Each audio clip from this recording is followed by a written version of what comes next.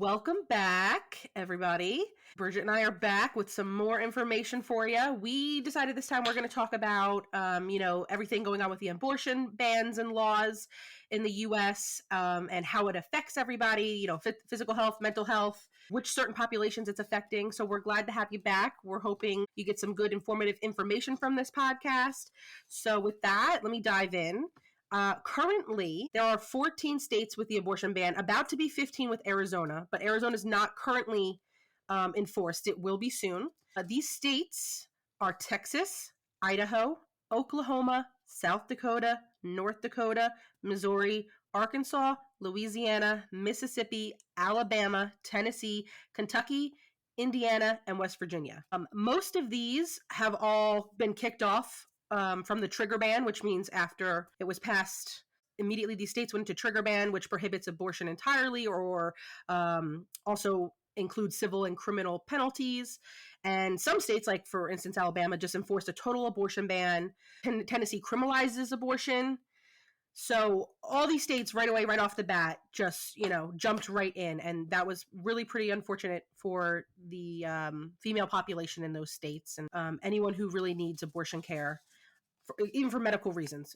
So now there are 22 states currently where it's protected and abortion is legal and you can get one. Thank God. Those states are Washington, Oregon, California, Hawaii, Minnesota, Illinois, Maryland, New Jersey, New York, Connecticut, Vermont, Maine, Michigan, Alaska, Nevada, Montana, Colorado, Kansas, Ohio, Delaware, Massachusetts, Rhode Island, New Mexico, and Virginia. Although Virginia, it does remain accessible still, but it is without legal protection. And the same with New Hampshire. You can still get one, but without legal protection.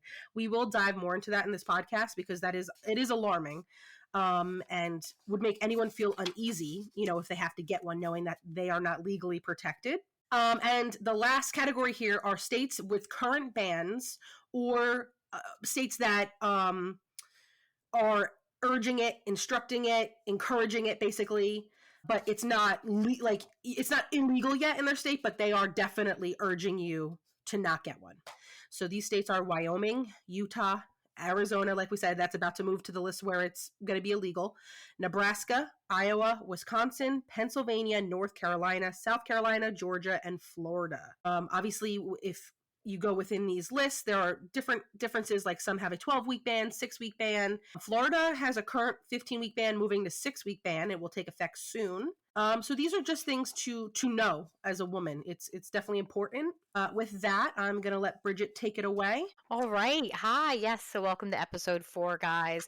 I just want to start by saying this is a heavy topic. It can be really triggering for some people. So we hope we don't approach this too lightly, but also understand if we do make some banter and some jokes in between, it's just to try to make it more digestible for most viewers. Okay. But it is a really heavy topic and we completely understand that. So Let's just define some terms quickly. So abortion, I feel like the word abortion is totally thrown around to fearmonger, whereas medically speaking, abortion is actually just when the fetus is expelled from the uterus before it has reached viability. So for humans, we say that's 24 weeks. Prior to 24 weeks, baby's non-viable. Of course, you could do a quick Google search and find, this rare case, 1 in 2 million of a 22-week fetus that technically had a heartbeat when it was born. Yes. However, is that baby viable? Not really, scientifically speaking. So abortion, medically speaking, like in my job, also refers to miscarriages. So lawmakers use the word abortion with such vigor, and they try to make it a nasty term when really, to doctors and midwives and nurses who work in labor and delivery, abortion actually just means a miscarriage before viability. Now, if we're talking about termination, which is how lawmakers mean abortion, that actually is the purposeful termination of a pregnancy, again, usually before viability. So prior to 24 weeks, of course, different laws, different countries all around the world, some are different, but usually the universally recognized viability is 24 weeks, okay? So just so that makes sense, abortion versus termination. Termination is actually when you purposefully end a pregnancy. So since Roe versus Wade, there have been trigger laws in 15 states, just like Marissa mentioned, that ban these terminations. So trigger laws, what does that mean? I was like, I have no idea what that means. Basically, it's an unenforceable law that upon the occurrence of an event, such as a court decision, it does become enforceable. So it just means immediately when Roe versus Wade was overturned, they put these trigger laws that went through Congress very quickly, and it doesn't affect you unless you're taken to court, basically, and that could be civil or criminal. And currently, 15 states have these bans, which criminalize the act. About to be 15, as Marissa mentioned, with Arizona. So that's absolutely terrifying. So, they're criminalizing termination of pregnancy, which is something that has been done for years all around the world for different medical reasons. So we really need to talk about why that's so important for women's health, both physical and mental, because it could be affecting you or someone you love, and it likely will affect you or someone you know and love, because pregnancy happens and it's not always planned and it's not always for the best. So let's just talk about how absolutely terrifying it is to criminalize basically treatment, because termination is oftentimes healthcare. It's not just because women willy-nilly have decided to end a pregnancy. So when you criminalize termination of pregnancy, it poses a risk for both the person carrying the child and the doctor performing the procedure. So this is, I'm just going to mention a case that was like all over the news. I'm sure we've heard about it. In Arlington, Texas, there was a 25-year-old woman who was diagnosed with an ectopic pregnancy. Now, ectopic pregnancies are when there's an embryo that implants outside of the womb or the uterus. These pregnancies are not compatible with life. You can't grow a full-term baby outside of the womb like that. If it's in your tube or in your ovary, it will eventually grow too large, which is not that large, just a few centimeters, and it will rupture. So although on an early scan, that ectopic may have a heartbeat, that doesn't mean it's compatible with life, and it will always result in a non-viable pregnancy and baby. They'll die on their own and either be absorbed by your body, treated by doctors, or they will rupture and you'll need emergency surgery. Okay. So doctors intervene early to terminate them safely. So we avoid the emergency surgery and the rupture, which affects who's ever carrying this baby. It affects their life. So we do this to avoid rupture. So if this happens, a rupture, it is life-threatening for the pregnant person. They lose blood rapidly and they develop hemoperitoneum. That's blood that is in your peritoneal cavity. They present to the hospital dizzy, lightheaded, pale, low blood pressure. We call that hemodynamic instability, or sometimes completely collapse. They collapse at home and they're rushed in by the ambulance, and it's a medical emergency that requires surgery. So, due to the abortion bans in Texas, doctors were afraid to treat this young woman due to the chance that the early embryo still had a heartbeat. So, she was told to go home and wait it out. They said, it's very likely you have an ectopic pregnancy. And what we advise you to do is to go home and wait it out. And if you feel any of these symptoms, the symptoms I can rattle off for you are, lightheadedness, dizziness, severe pain on one side or the other of your lower tummy, and shoulder tip pain. Shoulder tip pain because when blood collects in your pelvic and peritoneal cavity, it irritates a nerve that runs all the way down and you feel it all the way in your shoulder tip. So approximately 24 hours later, her ectopic started to rupture. She presented collapsing to a different hospital and she received emergency surgery. Now, had those doctors treated her when she first presented 24 hours earlier, she wouldn't have needed the emergency surgery. They could have treated her, emergently, but not emergency. It would have been a lot safer for her, for the anesthetist, the anesthesiologist, the doctors involved, and she would have been prepped and more fully aware and understanding everything that was going on had she not presented to a new hospital almost collapsing with a rupturing ectopic. So that's why we need to talk about criminalizing these things, because the doctors know how to treat that. They were terrified to do so. I think they involved the hospital's lawyers before sending her home, because they were like, well, if we act, we don't want to lose our medical license and we don't want to go to jail. So we're just going to be safe and tell her to go home and tell her what to look out for. Can we just talk about how wild that is? That is very wild. Honestly. I remember, like you said, because it's a story that most people have heard in the news. I remember reading it being like, what is going on? Like, are we in the year that we're in? Like, what's going on? Yeah, what kind of dystopian world do we live in where we're saying that the life of a non-viable fetus or embryo is more valuable in the eyes of the law than a living, breathing adult woman who came in a medical emergency to the hospital? How are we choosing an embryo that will never develop normally and cannot survive? How are we Mm-hmm. treating that as someone with rights and not this woman who's presenting in an emergency? I just don't understand. I mean, I'm just like thinking too, like, so I have two kids, like everybody knows I talk about. They are, one's about to be 5 and the other will be 3. And imagine I had the same issue, but I lose my life because of this craziness. And it's like, was my life really? I have two kids at home. Come on, let's be real. The two kids at home need me, not the fetus. You know what I mean? It's Mhm. ridiculous. Exactly. Yeah, that's such a good point. Yeah, it's like you have children Mm-hmm. outside the womb who live independently. Like they need a mother, they need a parent. They don't Mm-hmm. need you dying to protect the life of an Mm-hmm. ectopic embryo that will never survive anyway. Absolutely. And they're all about like with everything that's going on, and you have to protect the unborn life, blah blah blah. Okay, what about the lives that I did create? Because I can guarantee you, as a therapist, their childhoods will be completely ruptured from them losing me. It will Mhm. definitely dictate how they are, who they become. It's going to impact them significantly, honestly. So it's crazy to me that like they don't see that end of it at all. No, I know. It's like pro life, pro life. Yeah, well, we're the living people here, and you're not Mhm. choosing us. Yeah, it's like okay, thanks. Oh, sorry to anyone listening. Obviously, you can tell Marissa and I get very riled up about this. It's a very emotive topic, but like I think especially if you're someone who identifies as a woman or if you have reproductive organs that Mhm. align with being a female, it's especially triggering because you just realize it could be you or your friend any day. Right. It's honestly disheartening. So Texas law does specify ectopic pregnancies can be treated. This is to avoid life threatening situations. Unfortunately, a woman did have to go through all that to get where we are now. But Mhm. they have specified that in the law. Another thing I just want to mention is that terminations in certain settings, like ectopic pregnancy, are required, and people who are not medical professionals don't understand this. For example, an early ectopic pregnancy with a serum HCG level. So HCG is like your pregnancy hormone. It's what makes your pee stick turn positive when you're pregnant.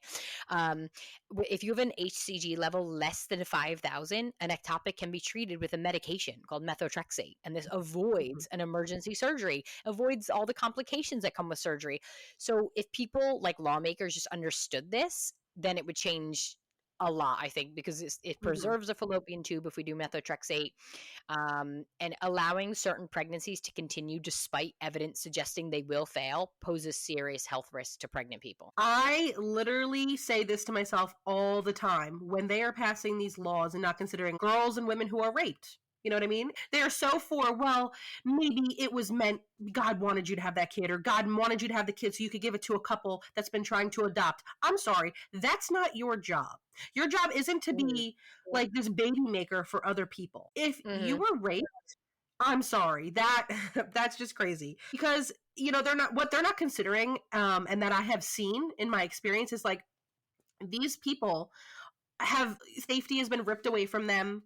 Their view of the world is now ripped away from them.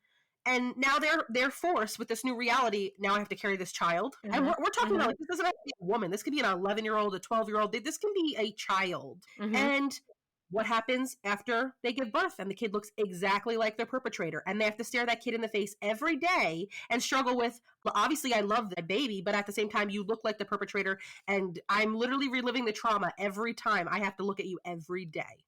Yes, That's and it's just who are these lawmakers to say, "Oh, well, you could give it up to for adoption and make someone else's life really positive"? That's not for Mhm. you to decide because, as far as Exactly. I'm concerned, nowhere in the Bible does it say that an 11 or 12-year-old child has to be raped for good to come out of a situation. That's not the Absolutely. teaching I Absolutely. remember. So, what makes them think that they are suddenly playing God and they could say, "Yes, but good came out of it"? Okay, how about if it happens to your daughter? Will you be singing Exactly. the same tune? Absolutely. I would love to ask them, like, what would you do if it was your wife or daughter? because I feel like, honestly, behind the public's eye, they would make sure they receive that care with their money and everything, and their connections. If it hit a bit closer to home, I believe they would, in quiet. I do, which I feel like is unfair, which is kind of going into the thing that I obviously research with underserved populations and lower socioeconomic statuses, because this obviously affects them the most. If they don't have that access and they're living in a state where it is obviously a trigger ban, or now it is illegal and there's criminal consequences, how is that fair to them? Where do they get to go? Where are their connections? They don't just have money lying around where they can throw it around and figure something out in secret. That's not fair. Completely. It is going to become a dystopian world where it is the ultra wealthy versus everyone else. And, if you can't afford or if you can't hide, basically use your connections to hide abortion care, then, you'll be stuck in this never ending wheel of poverty where you're raising children you never even intended on having. Absolutely. That's just unfair. I mean, it's ridiculous that we even have to discuss this and worry about this. What's going on? So the American Psychological Association is deeply concerned since the Supreme Court overturned Roe versus Wade. They cite decades of research demonstrating the harm to women's mental health if abortions are outlawed and are made difficult to obtain. Rigorous long-term psychological research has demonstrated clearly that people who are denied abortions are more likely to experience higher levels of anxiety, lower life satisfaction, and lower self-esteem compared to those who are able to obtain abortions. And the APA President Frank C. Worrell also, in addition, said there is no research to indicate that abortion can cause for subsequent mental health diagnoses. Someone's ability to control when and if they have a child is frequently linked to their socioeconomic standing and earning power.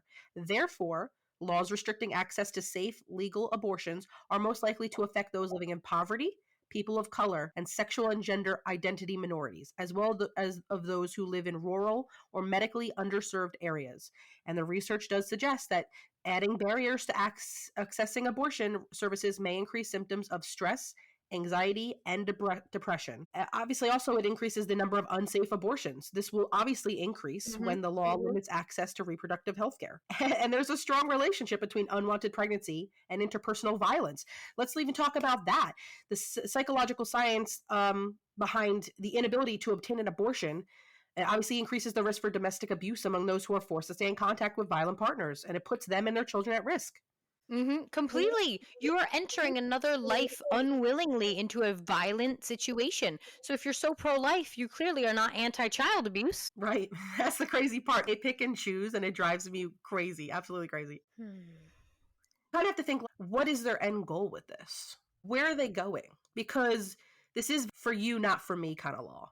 And certain people can get around it, and other people are kind of just screwed. Oh, well, you're SOL.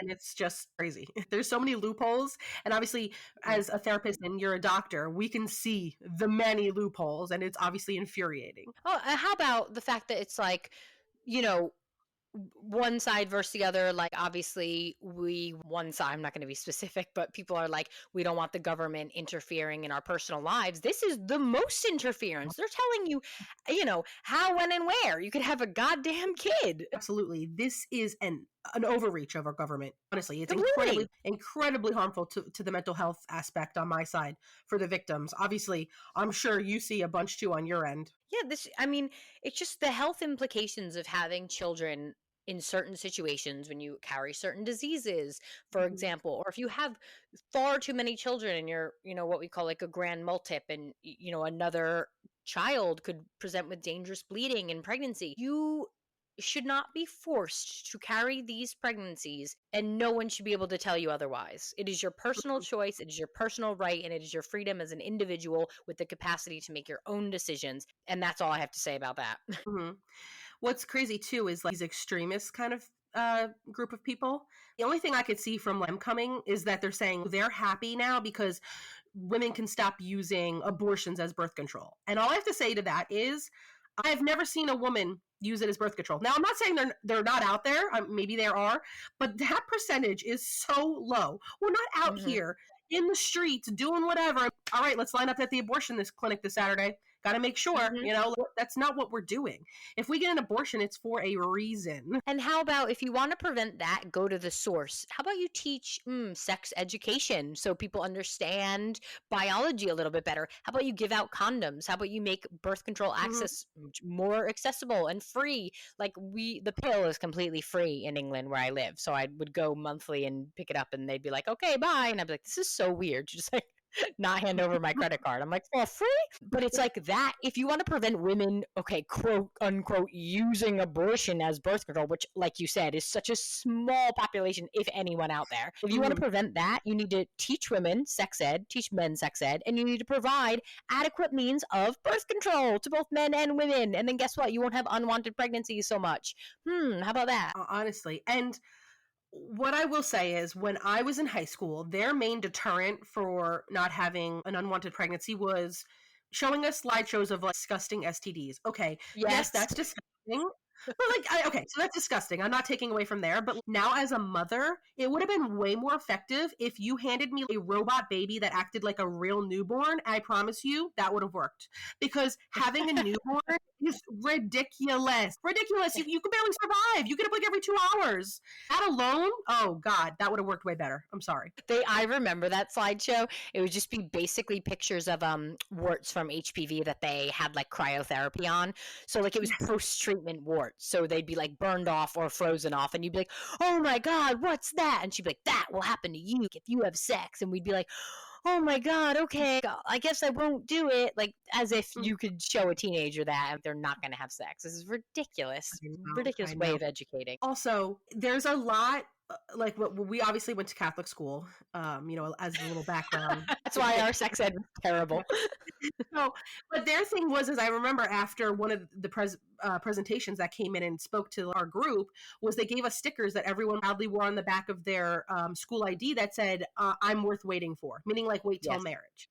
Here, my thing is, it's not that that's a bad thing, because if you wait, because obviously I have a best friend that waited to marriage, and I congratulate her. I'm very impressive, happy for her. The thing is that's not realistic for everyone nowadays, especially with like social media access, which we talked about in our previous episode. So just coming to a Catholic school and being like, here's some disgusting slideshow on genital herpes, and here's a sticker, boom, better wait to marriage. I'm sorry, that's not good enough for education. That's not going to stop anybody. Majority of those kids, including me at that time, wore that sticker proudly, knowing I wasn't even a virgin anymore. It was a joke. We were laughing about it. So, you know what I mean?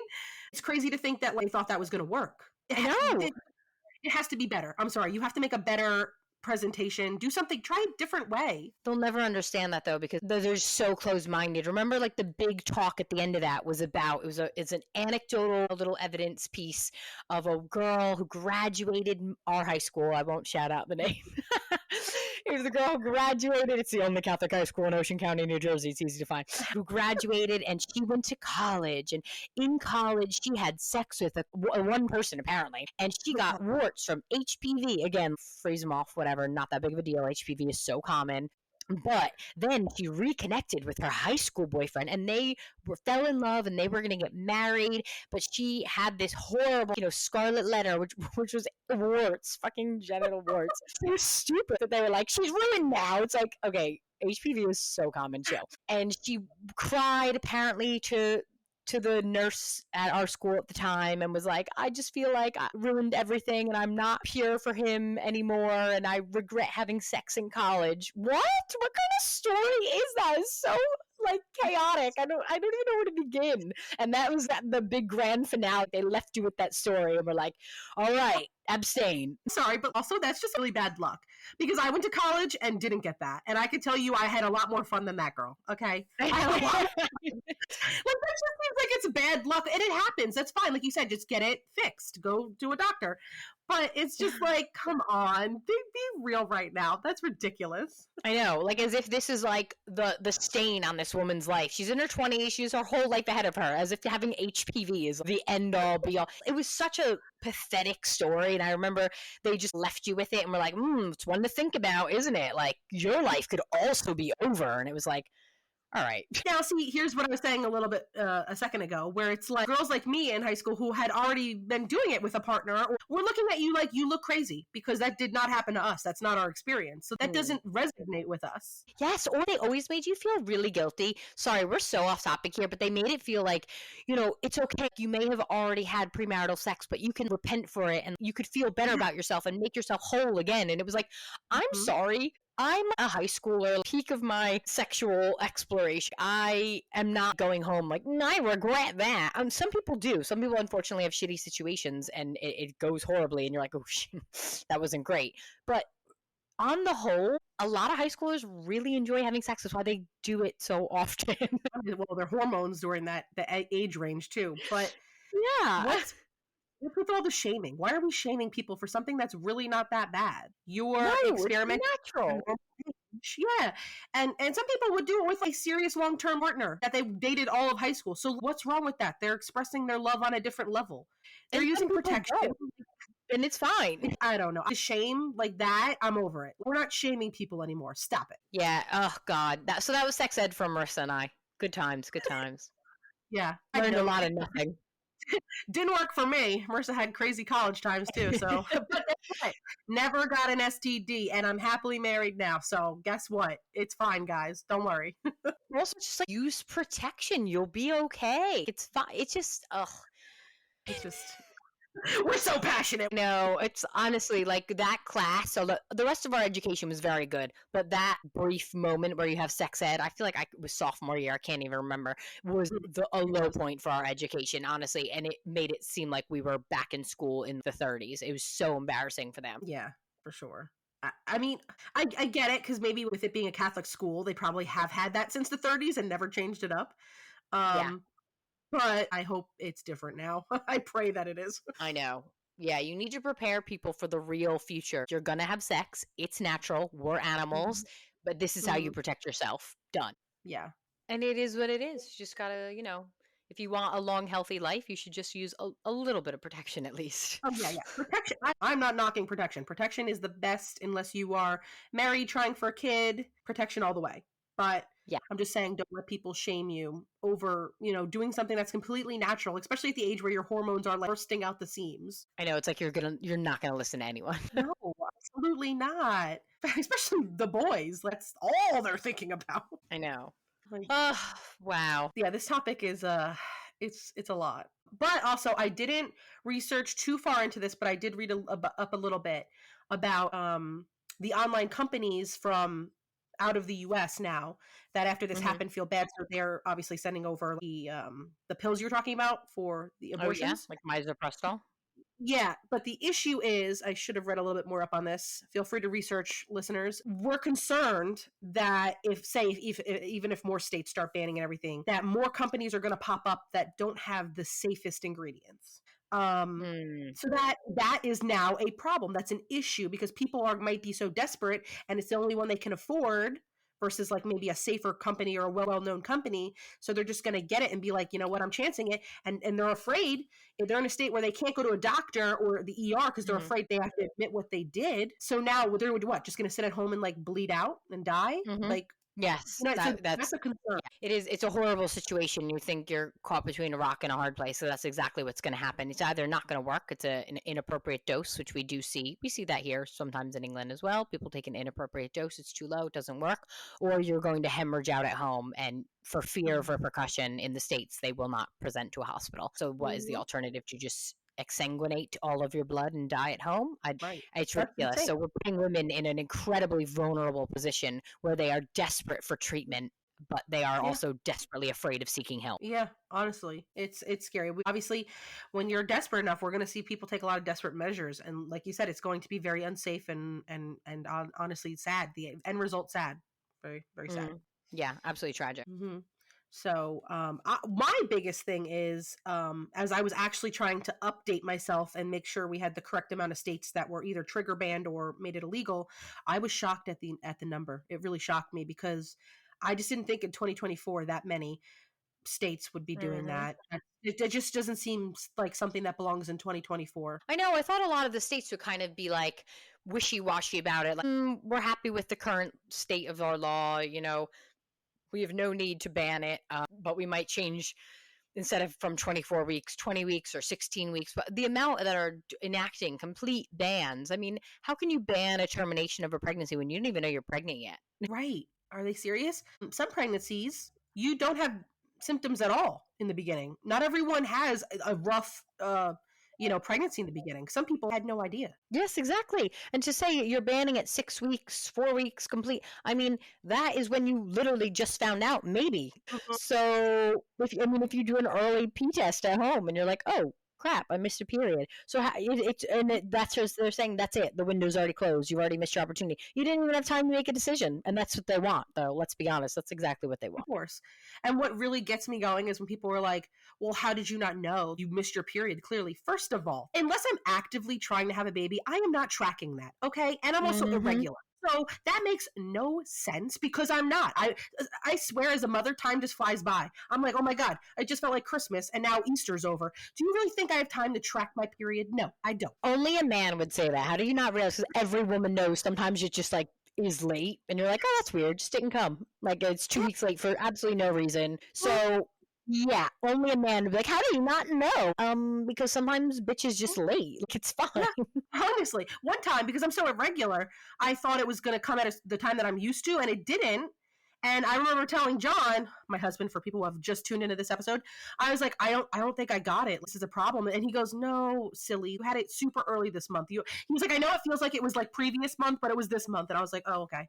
And the fact that he knew that over me, I was just out of it. I was like, oh, okay, thanks. So that happens, though. That happens. So for you to be like, how did you not know? Well, okay, I'm a busy mom of 2, and they're very young and close in age. I have more important things to do than track my damn period. I know, come on, like you said, unless you're actively trying, I don't.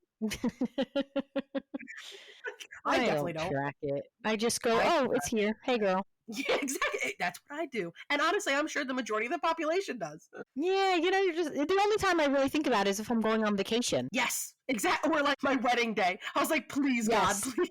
Oh, my wedding day, I took the pill every day straight through, didn't take a break for the whole wedding month. I was like, yeah, we're not taking a break. We're just not going to bleed. Oh, you're lucky. See, by then I stopped because it was making me feel I was on it for way too long. That's another episode. Anyway, but so yeah, I was already off of it, but luckily did not get my period for my wedding day. And now this is what people tune in. People were like, we don't need to hear this. Goodbye. Yeah. That is very fortunate, though. Wow. Yeah. So I feel like where you and I, when we see what's kind of going on and we're watching these states fall one by one, and even when I was researching it, even the ones that are on like the list where I'm like, oh, thank God, like they're protecting it. There were a few where it was like they're still making it harder to the access. They're putting roadblocks in your way. So okay, so you just don't want to be the bad guy, but you are the bad guy.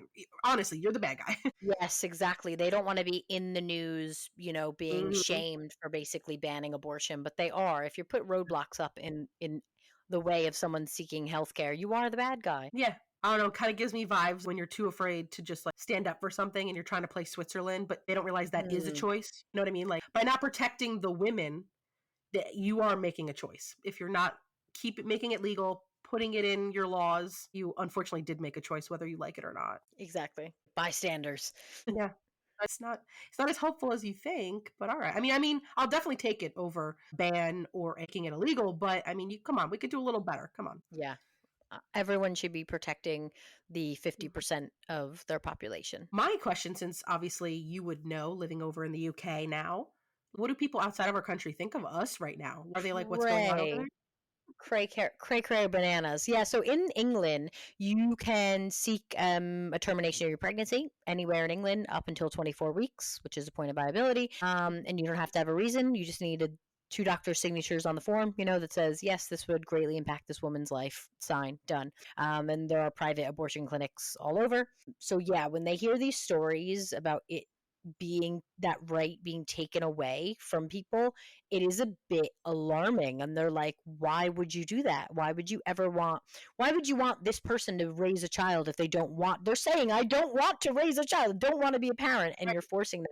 Right. They're telling you I'm not going to be a good parent, or I don't think I'll be a good parent. They're telling you exactly. And you're like, Mhm. nope, you'll do great, sweetie. Why Mhm. would you force that on someone? Why They would you force a child to grow up in an unloving home, or a home without financial exactly. security or emotional What? security? Yeah, they care so much about the kids, right? Okay, what about the one that's living in poverty with the mom who might be hooked on drugs? You know, the kid's feeding himself, taking care of himself. How is it fair to that kid? What kind of life do you think that kid has? Be so Mhm. real right now. Like, it drives me mad. I'm like, did you do any research? They remind me of the kids in class that were in group projects that did nothing but still got the A. I'm like, Yeah. No, they just like to hear themselves speak, I think. honestly, because there's no way you got up in front of the world, not even the US, because everyone is watching us, let's be honest, Hmm. and saying to everyone these things as if they're facts and you've done enough research and this is the right way. It's honestly alarming, and I'm like, are you serious right now? I could list off so many points of how that makes no sense, but please go on. Keep sounding educated. Yeah, apparently they think it's better to be raised in the foster system than to never have been born. I mean, I that's for your own interpretation, though. Some people would be very Yeah. thankful for their lives, of course, and say, "Yeah, I was raised in the foster system." But for a lot of people, it means like abuse, just perpetual abuse for years. Yes. I'm hoping it gets better, but I don't know. So I just want to get into what this means for IVF, all these trigger bans, trigger laws. The case in Alabama that's been in the news a lot. Basically, in Alabama, an IVF clinic, embryos were accidentally dropped on the floor and destroyed in 2020. This case is important because the state of Alabama went on to grant the same legal protections to embryos as living children. So the Supreme Court of Alabama said that the wrongful death of a minor act applies in this case and protects, quote, all unborn children without limitations, and that includes all unborn children who are not located in utero at the time they are killed, end quote. Within 1 week of that ruling, 2 of the 8 IVF fertility clinics paused IVF treatment. The clinics say they fear civil and criminal liability, obviously. So, what lawmakers don't understand is that embryos are often frozen and then thawed for implantation. And it's not uncommon for the embryos to become accidentally destroyed in the thawing process. So, are they saying that when that happens accidentally in the natural thawing process that we do all the time in IVF clinics, that would result in a criminal case for doctors or the lab techs who thawed them? Are clinics supposed to store these frozen embryos forever? Every embryo created must now be preserved for infinity because you're not allowed to destroy them? So what they don't understand is that destruction of embryos is almost part of the IVF cycle. When you're not going to use them, you have to destroy them. Otherwise, what are we storing them for? If we're going to store them for the Right. next 100, 200,000 Mhm. years, what are we doing? Well, this is what I'm saying, where lawmakers are talking, but they don't know what they're talking about. Hmm. It's very clear. They've never even done the research. Hmm. Oh, exactly. And they just don't understand it. You should not be making medical decisions that impact 325 million people in the US if you have no understanding of the basics of the science behind it. Mhm. It just honestly, it's embarrassing for them because anyone who's educated in our fields, we know, and as they're speaking, we're just like, nope, that's wrong. Nope, wrong, wrong. Mhm. Oh my God. And let's just talk about the real implications for people who want a family the most. Mhm. People who want children the most are seeking out help from fertility clinics. So these bans are affecting people who are willing to spend money and time and take a host of different hormones just for the chance of a child. Many people who use IVF do so because one or both of the people has a genetic disease or condition. So they create embryos and they opt for pre-implantation genetic testing to ensure that that gene has not been passed on to the embryo. So usually these tests for serious conditions like cystic fibrosis or Huntington's disease, which greatly impact quality of life and your overall life expectancy. These are things you would never choose to pass down to your child if you could avoid it. And when these are sadly picked up on the pre-implantation testing, those embryos are safely discarded. So this Right. new interpretation of the law will impact this practice moving forward, and it puts these very vulnerable couples in a place where they're completely stuck. What are they supposed to do now? And they desperately want a child. So you're talking pro-life. These people want a child. They want a family more than anyone. And you are taking that right away from them because the doctors are afraid of criminal case. It's wrong. It's completely wrong. You're putting these doctors and lab techs against a wall, and their patients then cannot get any help. Who are we serving now? What is the purpose of this? By banning all these early abortion bans, you can't destroy an embryo. Well, now we can't treat Right. people who are suffering with infertility as well. You've completely put our backs against the wall. So thank you. I know. And this is where in the beginning of the episode, I'm like, what is their end goal here? Because none of this is making sense. I do feel like the issue is, and this is why it is very important that we have a separation of church versus state, is that a lot of the conservative religious end of the spectrum here is very forceful because they want what they want for their religious cause or reason. And I'm not knocking it because I'm a Catholic myself and I am religious, but I am educated enough to know that you don't push your beliefs on other people, especially when there's medical evidence to support why that cannot be. Completely. So, in England, the term is conscientious objector. So that basically means that someone who is a doctor or a healthcare practitioner who completely understands that you want a termination, but because I am religious or my own personal beliefs, I won't sign off on it. However, I have to refer you to a colleague who will. So I personally am a conscientious, I'm not, but I'm saying for an example, if I was personally a conscientious objector, I would have to refer them to my colleague and they could seek a termination that way. That is how all healthcare should be dealt with. Completely agree. Separation of church and state. Just because I have certain rules that I live my life by because of maybe religion or any personal beliefs, that does not mean you have to live your life by. So I'm not a conscientious objector because of that. So if someone comes to me seeking a termination, I'm absolutely not a conscientious objector. I'm like, yep, you go, girl, whatever. Because just because I live my life by a certain set of rules, you definitely don't have to. And I am more than happy to help you in your time of need. Absolutely. And I do feel like there is a blur of the lines here in the Senate, honestly. And that's pretty much kind of what's driving their decision making here. They maybe should take a step back and reevaluate. Like, what is your end goal here? And maybe do a little bit more research too. Yeah. And you saying, oh, it's okay because it's God's plan. Well, hey, what if I don't believe in God? So your God has a plan for me? Great. Good to know it. However, that's not how I live my life. That's not how I, structure my day. So I'm going to have to disagree with you on that. Yeah, like, where were the times when you were growing up where people were big on, like, we're a big melting pot, it's so great, different cultures and religions? Where's that? Because we are a melting pot. So the way that you view the world and are making decisions doesn't apply to everybody. It's not going to work for everybody. Exactly. And you can't then codify that into law to make it so that we all have to live by your, religious standards? Right. It's not fair. Man, you and I could go on about this topic forever. We get a little heated. I know, we actually could. It's just, it pisses us off so much. It does. It really does. Unfortunately, it is unfolding before our eyes, and we are going to see the end result, whether we like it or not. We're getting there eventually. I am happy, though, that New Jersey did make it perfectly safe and legal to still get abortions. Go New Jersey, among the many others on the list I listed in the beginning. Because shout out to Jersey, right? It just proved to me right then and there that, like, we care about women. We do. We love them. We care enough. I see you, women hater states. I see it. I see you don't care. I got you. Your days are numbered. I'm looking. The science haters, the medicine haters, the female haters, everything.